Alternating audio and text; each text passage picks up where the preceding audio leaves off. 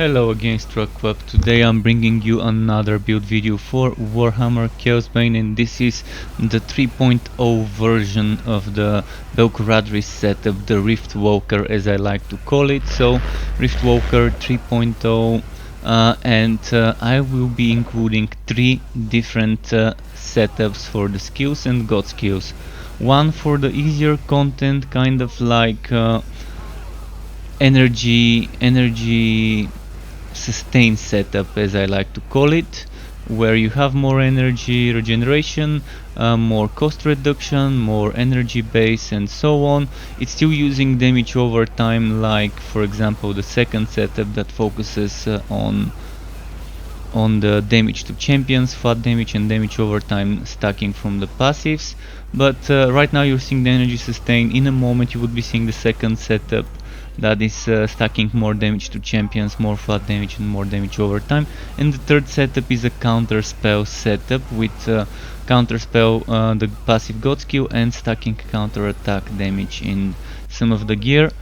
So some things I'd like to mention is I was using a sword, amulet and rings for flat damage and HP, only because I use them in other builds. Ideally, when using the counter spell, I would have tested either blessing those for counter attack damage or blessing those for damage over time, because I'm mixing up damage over time with counter attack damage in the counter spell setup. Or the other option would have been, when not using the counter spell damage, when using this setup or the previous one that I showed you footage of, to just bless all the items for damage over time.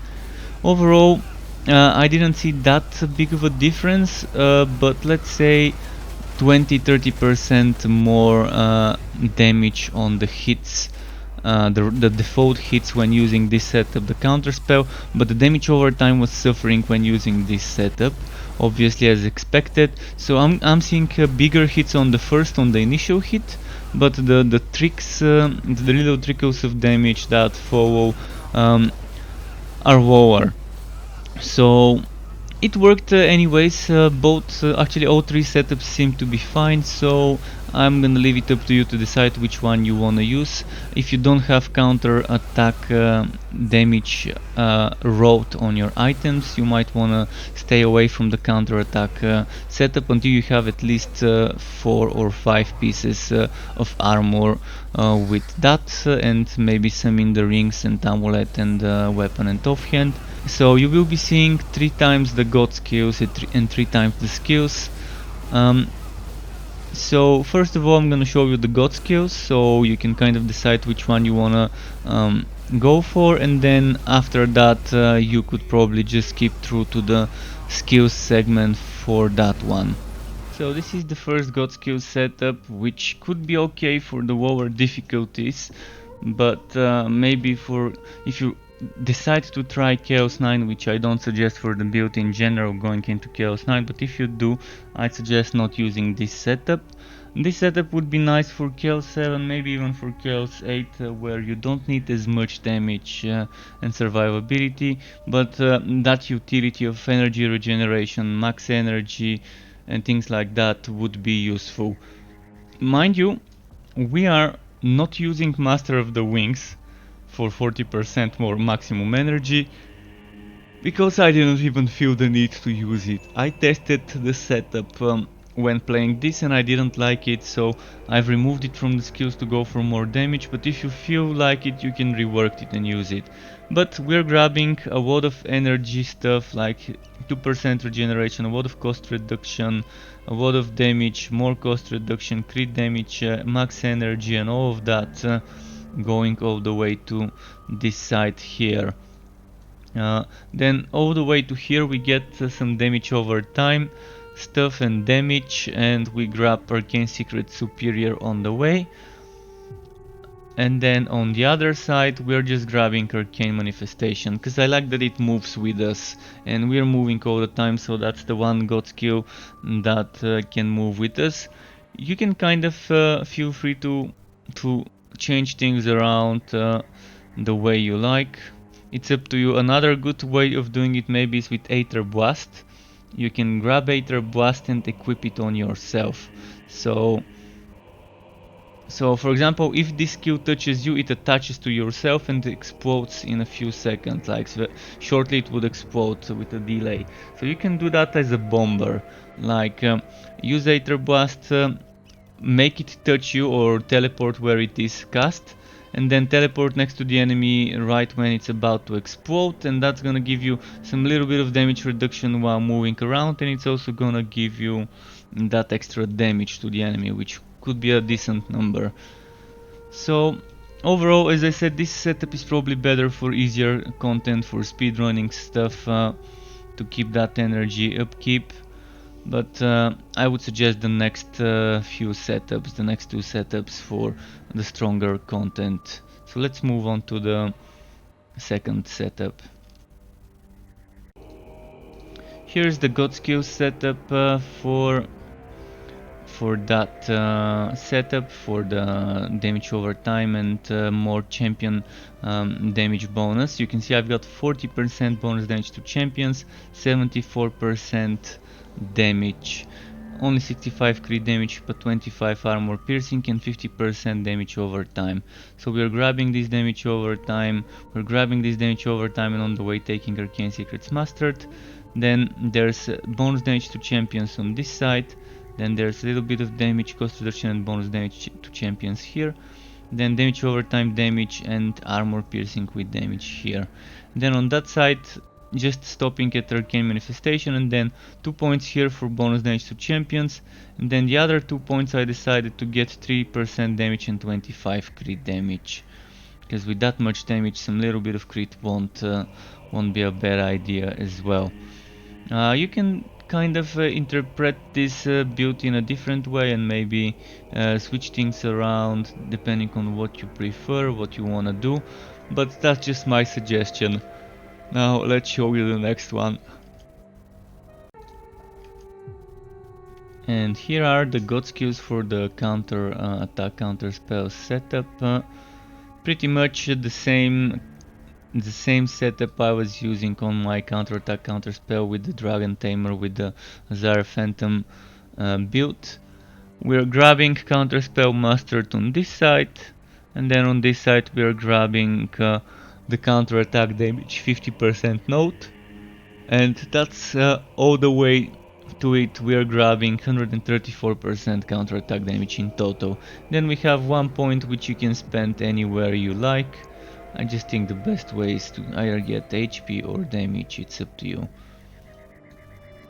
There doesn't seem to be anything else we can get besides HP and damage for that 1 point. Oh, there's damage over time. You can try and grab the damage over time if you want it. It's not gonna be that bad, but with this setup the damage over time is suffering, but the regular damage is kind of getting a little bit better. That's kind of how I've noticed this setup to work. So that's it for the god skills. Now let's show you the skill trees, the skills and passives for each of the three setups. So here it is, the first setup for the skills, for the one where we have some more energy and upkeep for it, would be that one. It's slightly different from the other setups, but not by much. For example, on this side the second setup would remain the same, and then the third one would change slightly. So Phantom Blade Heroic, just to help with some energy generation. You can replace it for something else, especially if you don't use Blade of Azire but decide to use something else. You can just use any basic one or rework the points so you can use another one. It's up to you. I like it because most of the times I'm near the enemies, so I can just swash them a few times. Look at that, that's 10% energy gain. It also gives me a little bit of damage reduction. It also does nice damage.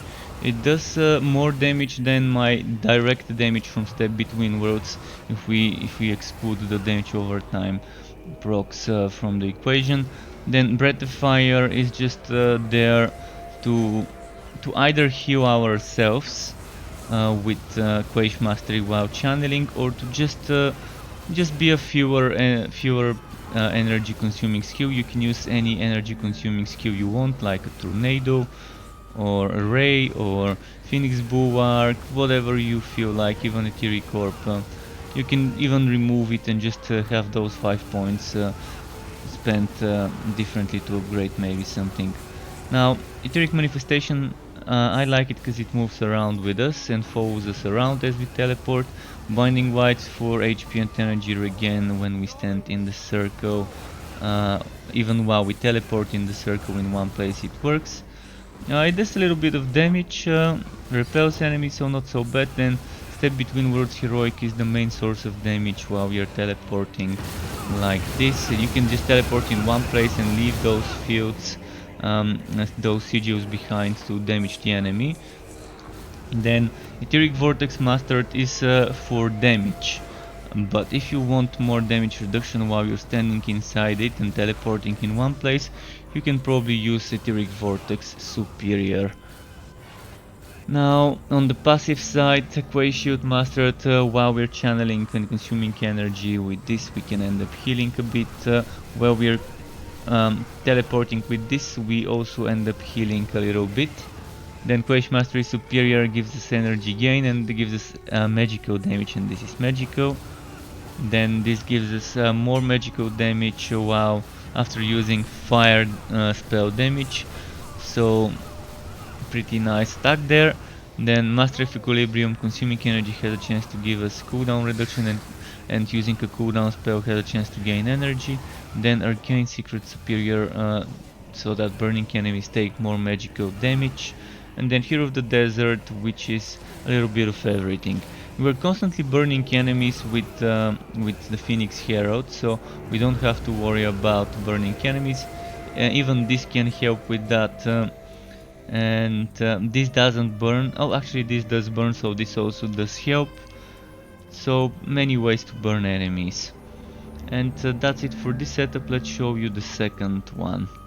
So here are the skills for the damage over time focused and centering setup, where I've also stacked a little bit more damage to champions. With this one you can see on that side we're not changing anything from the first setup that I showed you, and on that side there are some changes. So Phantom Blade Heroic, Breath of Fire, again this is just a fewer. Arcane Manifestation, the basic. Binding White Mastered for regeneration. The damage source, Step Between Worlds. Etheric Vortex, which you can downgrade if you don't want damage and want damage reduction. Then Hero of the Desert for a bit of everything. Arcane Secrets Mastered here this time. Master of Equilibrium Superior for energy regen and for cooldown reduction procs, and then Arcane Binding Mastered for that extra damage, Quake Mastery for that extra magical damage, and Quake Shield Mastered to kind of keep healing ourselves and get damage reduction. That's pretty much straightforward. So here is what I use in the skills and passives for the counter attack, counter spell damage setup. Basically, one thing changed in the actives and a couple of things changed on the passives. So here we have Phantom Blade Heroic, then Breath of Fire, again just a fewer. You can replace it with any energy consuming skill. I just like that one, or you can just remove it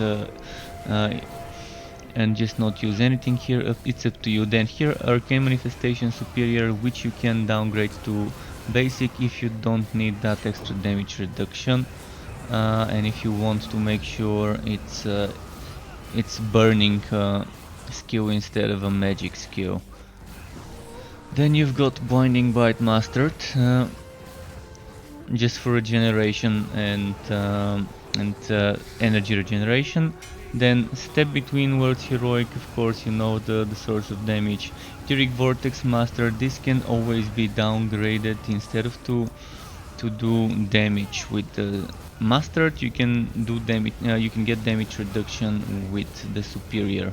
They both give you movement speed and cooldown time. You don't care about the movement speed, and the cooldown time is not so bad, but it's not something that you really care about on this build. So that's entirely up to you which one you would pick.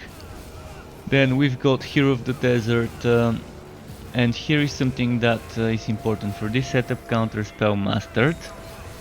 to give us flat damage percent based on the counter attack damage, so pretty nice. Then Master of Equilibrium Superior again, then Arcane Binding Mastered again, then Quaish Mastery, just the basic version, and then Quaish Shield. This time it's a basic version instead of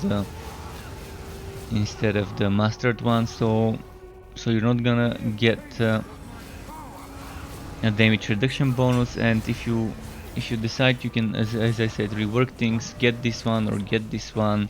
It's up to you. And that's it for this skill setup. Here's the legendary ranks I was using when recording footage.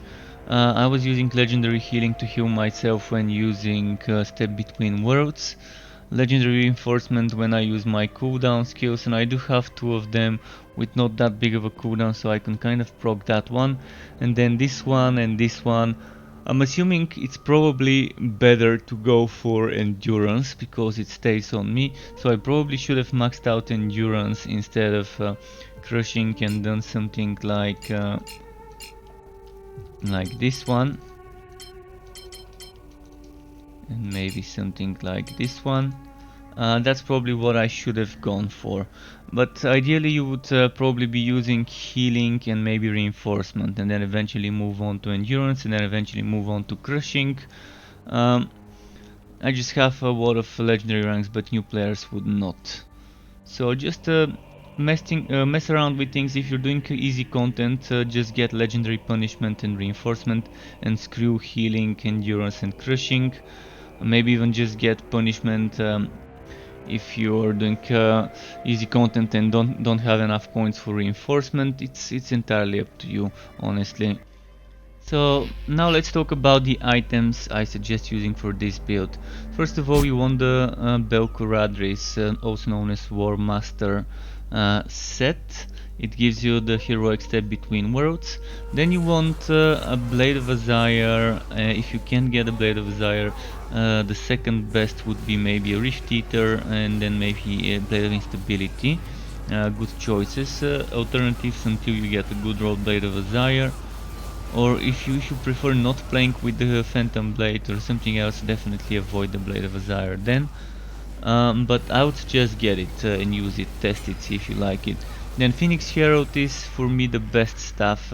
You might wanna try and experiment with something else, or maybe not have a good one, but I've been using a red one and it was doing a splendid job even as a red one. So maybe it's still good to use it even if you have a good road red and not a green one. Then the second best, and I think the only other that's worth using, might be the Focusing Crystal. So you might want to experiment with that one. Then for the amulet, the best one, the one I suggest, is the Phase Shift amulet, but there's a second alternative option, which would be the, where was it, this one, the amulet of Purifying Flame, which would give you some energy generation. It would synergize well with the setup. Definitely worth considering. For the rings, my favorite ring here is Ring of Hotek for extra healing and extra energy gain. And then Ring of Hotek's healing can be boosted by a crystalline ring. You also get some extra HP from that. Alternative picks would be, maybe you can try a Dragon's Blood ring to get that damage over time boosted, especially if you're stacking damage over time in your items and the blessings, if you're not doing the counter attack setup. And then you can try using something if you want more damage reduction, like Dragon Ring, but this one might be a better option. Reduces your damage done, but also the damage taken, and it also gives you extra HP. And if you're using Phantom Blade Heroic and you think you will be meleeing more often than teleporting, you might try Old Ring of Dexterity from the Invasions. But my two top choices are those two rings and maybe this amulet or this amulet. Either of them is fine with good rolls. I do prefer this due to the damage reduction. Now let's talk about the rolls. First of all, you have to decide whether you're gonna be using a counter attack damage or crit damage. And based on what setup you would be using, whether the counter attack based setup with counter spell or one of the other two setups. You have to decide what blessings and what rolls you need. But there are some general things that you want regardless of your setup. So if you are not using a counter attack setup, you want cooldown reduction high priority on the helmet, then HP second priority. If you're using counter attack, you would want counter attack damage maybe to be in between the cooldown and the HP for the helmet priority wise. And then after those stats, you want to look for armor. And then things like cost reduction are great for the build. Cost reduction, energy, things like resistance to damage over time and HP regeneration are not bad, but shouldn't be high on the priority. So the exact same rules apply to the chest and legs, except you remove cooldown reduction from the equation. So priority number 1 would be HP, and if you are using the counter attack setup, you want the counter attack kind of on equal priority, maybe even higher priority in regards to how high the roll would be for those two. Then for the boots, you really don't need movement speed as a priority, because this build moves in an entirely different way. So I'd suggest avoid prioritizing movement speed. So again, get HP and counter attack damage if you're using the counter attack damage setup, and get things like cost reduction. It's definitely gonna help this build to have some cost reduction and energy, but armor shouldn't be underestimated, so if you can get a high roll. For the bracers, I would suggest don't focus that much on the crit damage and try and get damage and damage over time. This is the only piece of armor that gives you damage over time and crit damage, so try and get, if you can, in one piece to have damage over time and HP. Things like maximum energy, cost reduction really help. Of course, armor is also nice, but even if you don't get that 40% crit damage, 40 something crit damage, don't beat yourself up over it. It's just not that important. I mean, it's nice to have it, but it shouldn't be the priority, as long as you get the damage and damage over time. Then for the amulet, it's the only jewelry that can get armor. So the two rings cannot get armor, this can get armor. It shouldn't be a high priority, but you might want to put it somewhere there in the middle of the priority list. I think what you want to prioritize would be crit chance, flat damage. Maybe things like health drain would be nice, and then you want HP, and armor piercing is not bad, crit damage is not bad, but it's not gonna be that high if it's from an amulet or a ring.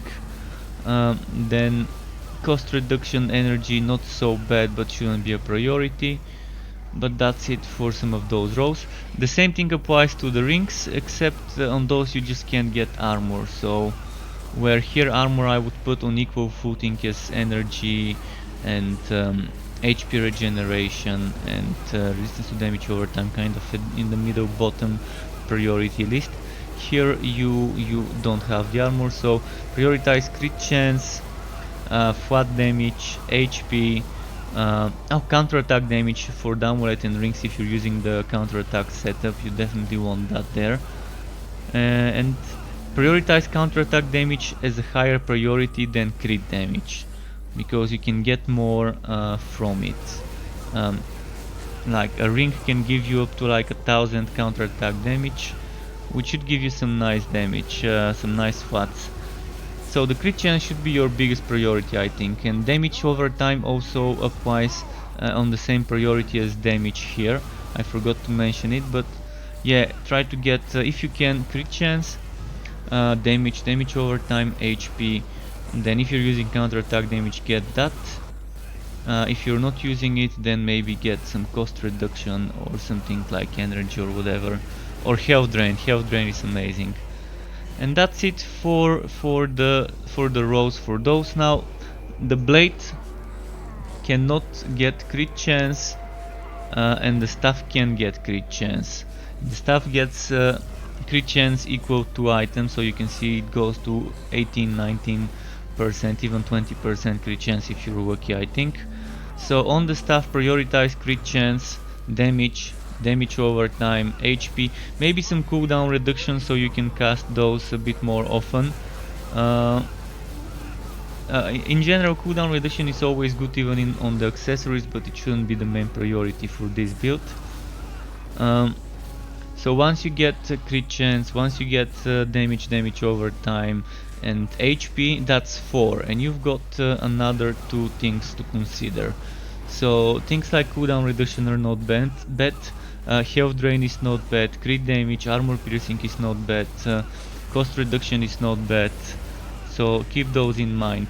And for the Blade of Zyre, I think crit damage should be a little bit higher on the priority list, because it's double what you can get here. So you can get like 80, 81 crit damage on this one. So prioritize here things like damage over time, HP, crit damage, armor piercing, counterattack damage of course on both of those if you're using that build, and health drain if I didn't say it, and then after this you might want to look into things like, if I didn't say, armor piercing and cost reduction and so on. Blessing wise, you want something like,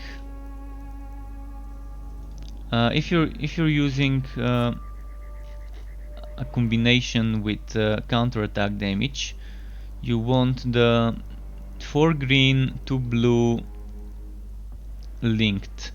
So let's just take something like this one, and then let's do something like this is for counterattack damage. On the pieces you want counterattack damage on, this is what you do. And with the counterspell damage you might want to experiment with 4 or 5 or all pieces blessed for counterattack damage. I still think you need some flat damage to get the counterspell to be effective. Or you can try and mix it, counterattack damage mixed with damage over time, and the damage over time is done in this way. 4 green, 2 yellow. If you get less green and more yellow, you're not gonna change the damage over time, you're gonna have less HP and more crit damage, which I suggest against. Then if you want some flat damage, you can do this. If you want more flat damage, you can do this. And if you want even more flat damage, you can do this. So there's a lot about the blessings that you can experiment with. I strongly suggest playing with the damage over time in all pieces. I'm not blessing some things like this and my accessories for damage over time only because I use them on other builds, but I've blessed my Phoenix Herald and I've blessed my armors for the crit damage over time HP setup. So you might want to go all in on this one when using that, or you might want to mix it with counterattack for the counterspell setup if you're using the counterspell setup with this thing and all the way to here. So that was kind of a longer segment, so hope it was so clear and helpful information. So now next you're gonna see a little bit more gameplay of the build. So here we are to show you a little bit of more gameplay and to explain how I play the build. It's a little tough on bosses, and sometimes you might notice that on higher difficulties like Chaos 10, maybe even on Chaos 8, you might have trouble surviving certain attacks from bosses, so you would want to avoid those. Most bosses kind of have a call, something that you would see that would tell you they're about to do a certain attack. You would learn the mechanics and then just do a hit and run. That's how I play this setup. Spam some damage over time fields in the feet of the enemy, then just run away, and that's kind of the rotation. When you see the enemy swinging like this guy, well, just teleport. It takes you almost 0 time to teleport away from danger. So when you can use that dome, make sure the enemies are inside the dome while you're damaging them, while you're spamming the damage, and use your god skill, the Arcane Manifestation, to get that extra damage trickling. You can also use Blinding Light to help with healing, and here's what could happen if you don't dodge an attack. So see, bam, one shot, and of course that's Chaos 9. Again, I suggest playing this build on Chaos 8. Chaos 7, 8 speed runs of upgraded relic hunts and the Tower of Chaos would be more than fine for this build. The wood quality is insane now with the upgraded relic hunts, so anything above 7000 is kind of like an overkill. The build is very mobile and perfect for speedrunning, but definitely not the best one for doing the harder content that the game can offer. You see the same boss that one-shot me earlier, just now with a little bit more dodging and avoiding hits. It's not that big of a problem even on Chaos 9 when I played properly. So Binding White, again, as I was about to say, does help with the healing and with the energy regeneration, and sometimes when there's just trash mobs and you need some energy or healing, you can put Binding White and start using Breath of Fire, or put Binding White and start using Phantom Blade. And now a little bit more footage from the counterspell setup. By the way, when I was playing on the counterspell setup, I didn't die a single time, whereas with the others I had times, as you probably noticed, where I would be dying. So maybe I just got warmed up because that was the third one I recorded out of all the other ones. But yeah, with the counterspell I seemed a little bit more tanky in a way. Or maybe I was just using my rotation properly. Of course you do get that 20% damage reduction from the Arcane Manifestation, but we are losing some damage reduction which we don't know the percentage of from Quay's shield. So there's that to consider. Overall, all three setups are nice. Pick your setup, pick the one you like playing, and if you want to modify it in a way, let me know what you've done to it so I can maybe experiment myself with your version of the setup and the way you play it. Overall, there is some room to customize each setup, so I just can't wait to see what someone else does with the Riftwalker in the current state of the game. I hope this is all clear regarding how to play the build. If you've enjoyed this video and want to be notified for when I upload more content like this for this game or other wooters of the hack and slash or shooter wooter variety, you could subscribe to my channel to get those content updates, and you can get notified by clicking on the bell button as well. So hope you enjoyed it. Hope everything was clear. If something wasn't, share your comments, questions, etc. in the section below. Keep it cool, folks. Thank you for watching, and until next time, goodbye.